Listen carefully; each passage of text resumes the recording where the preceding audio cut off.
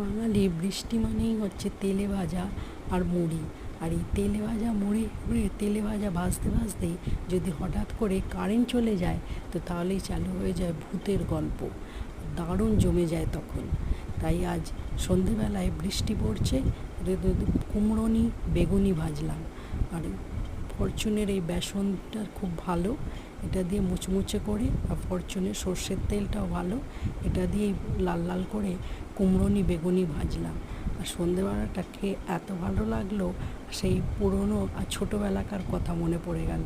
ছাদে বসে বসে হঠাৎ করে যখন কারেন্ট চলে যেত তখন এরকমই তেলে ভাজা মুড়ি খেতে খেতে ভূতের গল্প চলতো।